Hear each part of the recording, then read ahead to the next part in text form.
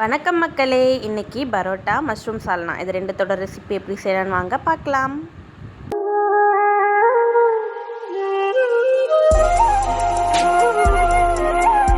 பரோட்டா எப்படி செய்யலான்னு பார்த்துடலாமா? அதுக்கு 1 கப் மைதா மாவு எடுத்துக்கோங்க.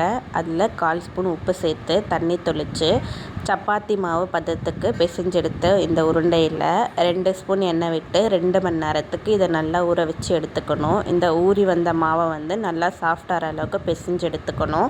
பிசைஞ்சு எடுத்த மாவை சின்ன சின்ன உருண்டையாக உருட்டி வச்சுக்கோங்க.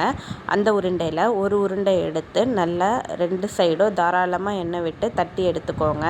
இதுக்கப்புறம் இதை ரொம்ப தின்னாக திரட்டி எடுத்துக்கணும். இந்த அளவுக்கு தின்னாக திரட்டி எடுத்த இந்த மாவை உருண்டையாக பரோட்டா உருட்டுற மாதிரி இந்த மாதிரி உருட்டி எடுத்துக்கோங்க.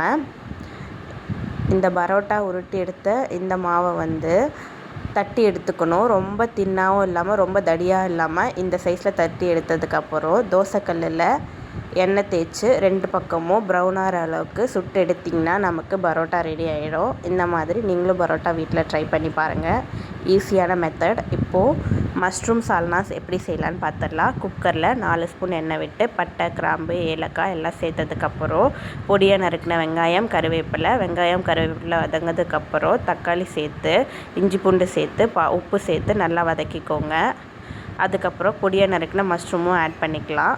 இப்போது இதில் நான் garam masala, red chilli powder add பண்ணி நல்லா வதக்கி எடுத்ததுக்கப்புறம் தேவையான அளவு தண்ணி ஊற்றிருக்கேன். அரைச்சி சேர்க்க வேண்டிய பொருள் தேங்காய், கசகசா, முந்திரி இது 3 நல்லா ஸ்மூத்தான பேஸ்ட்டாக சேர்த்துக்கோங்க.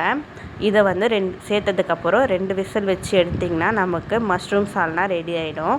கடையில் செய்கிற மாதிரியே பரோட்டா மஷ்ரூம் சால்னா வீட்டிலே செஞ்சாச்சு. பரோட்டா சாப்பிட்றதுக்கு முறை இருக்கு இல்லையா, அந்த மாதிரி பிச்சு போட்டு இந்த சால்னா சேர்த்து வீட்டில் ட்ரை பண்ணி பாருங்கள். ரொம்ப டேஸ்ட்டான மஷ்ரூம் சால்னா பரோட்டா ரெடி ஆகிடுச்சு. ட்ரை பண்ணி பார்த்துட்டு எப்படி இருக்குன்னு கமெண்ட் பண்ணுங்கள், லைக் பண்ணுங்கள், ஷேர் பண்ணுங்கள், சப்ஸ்கிரைப் பண்ணுங்கள். தேங்க்யூ ஃபார் வாட்சிங்.